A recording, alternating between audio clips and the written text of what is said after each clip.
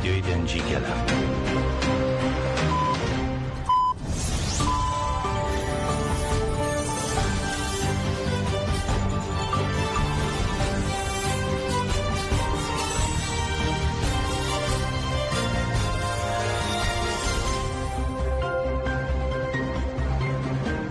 ئەم کاتتان باش بیسەرانی هێژان لە ڕادیۆ دەنگی گەلەوە با یارمەتی هاوکارانم گشتی هەواڵەکانی کاتژمێر دووتان پێشکەش دەکەین. لە پارێزەرانی ڕێبەرۆجەلان و پەرلەمانتاری پارتی یەکسانی و دیموکراسی گەلان دەم پارتی نەورۆز ئۆیساڵ ئەرسلان بڕیاری مافی هیوای دادگای مافەکانی مرۆڤی ئوروپای هەڵسەنگاند و ئاماژەی بۆ کرد کە کۆمیتەی وەزیرانی ئەنجومەنی ئوروپا بەم بڕیارە پێوانەکانی خۆی پێشل کردووە. نەورۆز ئۆیساڵ ئەرسلان ئاماژەی بۆ کرد کە لەم پرۆسەیەدا ئەگەر بگەڕێینەوە بۆ یاسا دەبێت لە هەلومەرجی ڕاگررتنی ڕێبەرۆجەلان هەموارکردنەوەی یاسایی ئەنجام بدرێت و وتی دەبێت چاوبۆی کەوتنی پارێزەران بە شێوەیەکی سیستەماتیک بێت و بەپێی یاسای ناوخۆیی و پەیمانە نێونەتەوەیەکان دیدارەکانی بنەماڵەش ئەنجام بدرێت و شاندی دەمپارتیش بتوانن بێن و بڕۆن و مافی نامە و پەیوەندی تەلەفۆنی و هەموو مافەکانی دیکە دەبێت دانیان پێدا بنرێت. هەروەها وتیشی جێبەجێکردنی ئەم مافە ناچاریەکی یاساییە و ئەگەر لە پرۆسەیەکی لەم شێوەیەدا هەموارکردنەوەی یاسایی ئەنجام بدرێت دەبێت لە هەلومەرجی بەڕێز ئۆجەلان لە ئیمراڵیەوە دەست پێ بکات.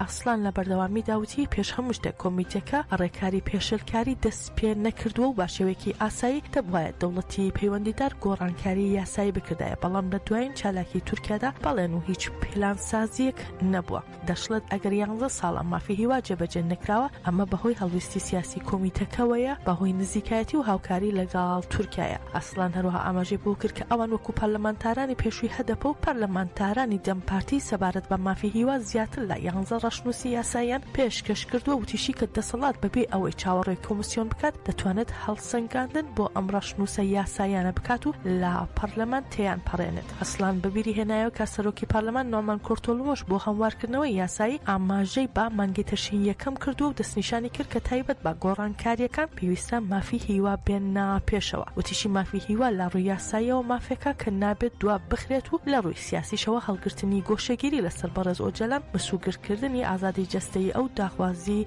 27 ساڵەیە. جەختیشی کردەوە ئازادی بەڕێز ئۆجەلان کە ئیرادەی ملیۆنان کەسە بابەتێکە کە لە ڕووی سیاسیەوە دەوڵەت ناتوانێت دوای بخات و ناتوانێت پشت گوێ بخات. ئەسلان دووپاتی کردەوە مافی هیوان ناچارێکی یاساییە و لە ڕووی سیاسیشەوە یەکێکە لە هەنگاوە سەرەکیەکان کە پێویستە بنرێت.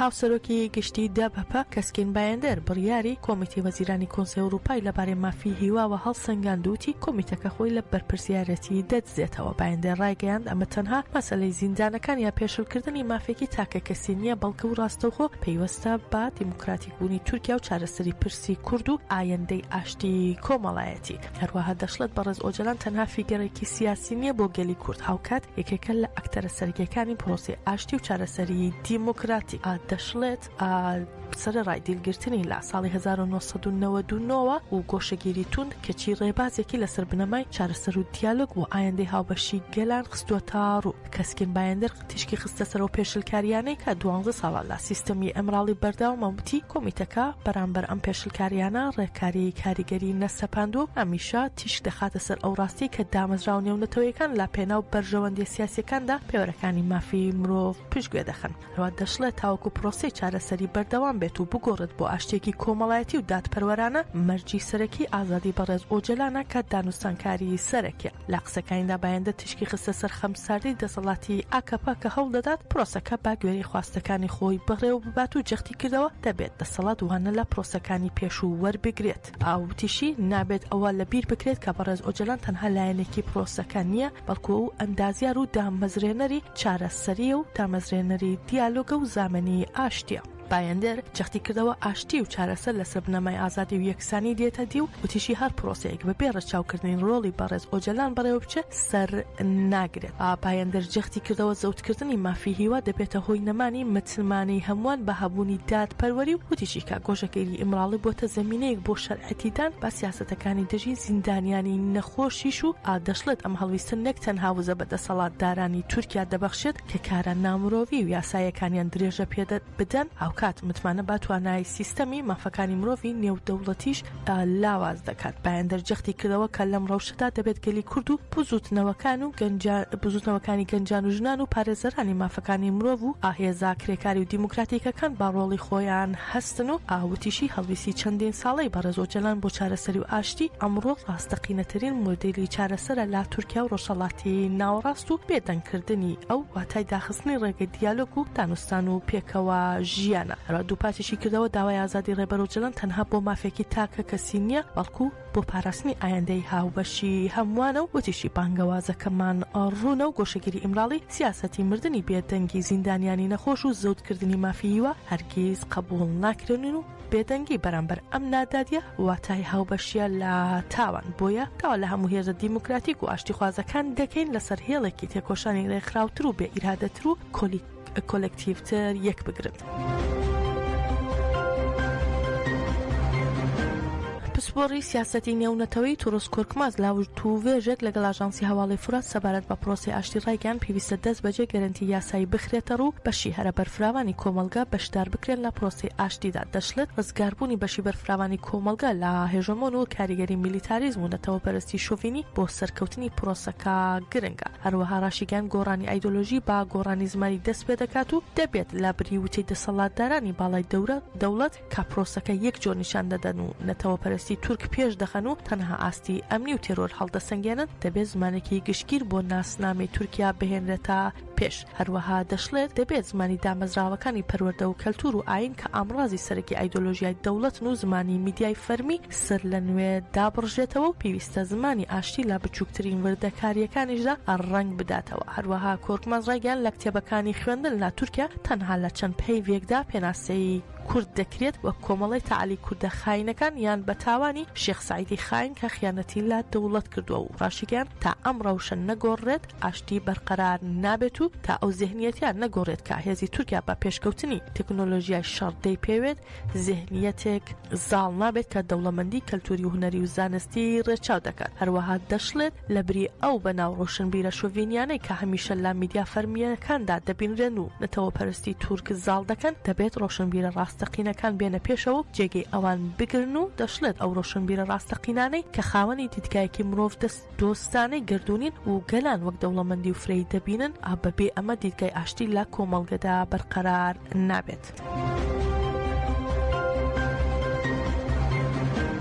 شەستەمین دانیشتنەکانی مافی مرۆڤی ئەنجومەنی مافی مرۆڤی نەتەوەی گرتوەکان کە لە 8 ئەیلول لە نووسینگەی نەتەوەی گرتوەکان لە جنەڤ دەستی پێکردووە و تا سێ تەشین یەکەم بەردەوام دەبێت سەرنجی خستە سەر پێشەلکاریەکانی مافی مرۆڤ لە وڵاتاندا. تەفگەری دژی نەژاد پەرستی مەراب ڕاگەیاندراوێکی نووسراوی پێشکەشی دانیشتنەکان کرد و سەرنجی خستە سەر کارە نایاسایەکانی تورکیا و گرنگی ئەو پرۆسەیە کە ڕێبەرۆجەلان بۆ دیموکراسی لە تورکیا بەڕێوە دەبات. لە ڕاگەیاندراوەکەی مەرابدا ئاماژە بە ئامانجەکان ئەنجامەکانی دووهەمین هەڵسەنگاندنی خۆلی تورکیا کرا کە لە تەشینی دووەمی 2024 بەڕێوە چوو تایدا هاتووە ئەم ئەنجامانە دەری دەخەن کە کەمینەکان لە وڵاتەکەدا هێشتا ڕوبەڕووی ستەم دەبنەوە و لا دژی جیاکاریەکان ناپارێزرێن. هەروەها لە ڕاگەیاندراوەکەدا پێشلکاریەکانی مافی مرۆڤ کە لە سەردەمی بەرخۆدانی خۆبەڕێوەبەریدا ڕوویانداوە بیرخرایەوە و ڕایانگەیاندەوە راپۆرتی شوباتی 2017 نووسینگەی کۆمیساریای باڵای مافەکانی مرۆڤی نەتەوەی گرتووەکان دەڵێت کە لە ڕووداوەکانی نێوان تەمموزی 2015 و کانونی یەکەمی 2016 نزیکەی 1200 کەس کوژران و چەندین پێشلکاری بەڵگەدار کراوە.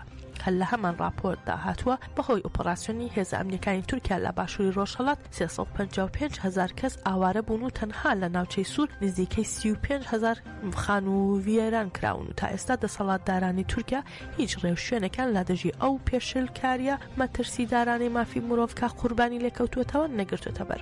هەروەها ڕاشی دەگەێنە ستەم و زۆرداری دەسەڵاتدارانی تورک لە سەرگەلی کورد سنوورەکانی تورکیای تێپەڕاندووە و کۆماری عەرەبی سووریا و ناوچەکانی عەفرین گرێسپی و سەریکانی لە باکووری سووریا بە تەواوی داگیرکراون و نزیکەی 400,000 کورد ئاوارە بوون. لە ڕاگەیاندراوەکەی مەرابدا سەرنجخراوەتە سەر زیادبوونی هێرشە نەژاد پەرستیەکان دژی گەلی کورد لە تورکیا و شیکاری بوو ئەو جیاکاریان نەکراوە کە کورد لە یاریگاکان زیندانەکان و شارە گەورەکان ڕوبەڕووی دەبنەوە و لەم کارەدا قەدەغەکردنی زمانی کوردیش لە میدیای تورکیادا جێگرتووە. لە ڕاگەیاندراوەکەدا هەروەها باس لە هێرشەکان دژی ئازادی بیر و ڕاو ڕادەربڕینیش کراوە و باس لە پرۆسی ئاشتی و کۆمەڵگەی دیموکراسی دیموکراتیکیش کراوە کە بە پێشەنگایەتی ڕێبەرۆجەلان بەڕێوە دەچێت و ئەمەراب ئاماژە بەو کردو کە ئەم پرۆسەی دەرفەتێکە بۆ بە دیموکراتیککردنی تورکیا.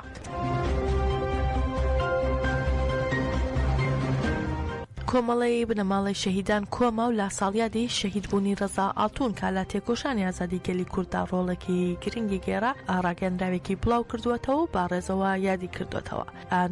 کۆما و نووسیوێتی ئاڵتون ژیانی خۆی بۆ ئازادی و یەکسانی و ئایندێکی شکۆدار بۆ گەلەکەی بەخشی و تێکۆشانەکەی تەنها هەڵویستێکی کەسی نەبوو، پوێری و ڕەنج و فیداکاری ئەو ئەمڕۆ نیشاندەری ڕێگەی ئێمەیە. هەروەها کۆما و دەڵێت قوربانی مەزن بۆ ئایندێکی ئازاد و دیموکراتیکی ئەم گەلە دراوە و ئەمەش ئەرکوو بەرپرسیارەتی دەخاتە ئەستۆی ئێمەوە. هەروەها ڕاشێنگەیاندۆ بەنگەواز لە گەل و دۆستەکانمان دەکەین لە ساڵیادی شەهیدبوونی ڕەزا ئاڵتوندا بەشداری چالاکیەکانی یادکردنەوە بکەن و خاوەنداری لە چالاکیەکان و ئەو ڕەنجە بکەن کە لەم ڕێگەیە دراوە. لە ڕێکخراوی ئازادبوون لە شاری سلێمانی مەراسمی ناساندن و بڵاوکردنەوە بۆ کتێبی نووسەر محەممەد جوما ئالان نوێنەری ئیداری خۆبڕێوبەری باکوور ڕۆژهەڵاتی سووریا لە باشووری کوردستان بەڕێوە چوو. کتێبەکە بە زمانی عەرەبی چاپ کراوە. لە مەراسمەکەدا ئەندامانی نوێنەرانی ئیداری خۆبڕێوبەری باکوور ڕۆژهەڵاتی سووریا و چەندین کەسایەتی سیاسی ڕۆشنبیر ئامادە بوون. محەممەد ئالان ڕێگەیان فکر و فەلسەفەی ڕێبەرۆجەلان وەک چۆن ئیلهامی ئەو سیستەمەیە ئاواش کاریگەری لەسەر نووسینەکانی من هەبووە بە تایبەت لە ڕووی سیاسی و مێژوویەوە.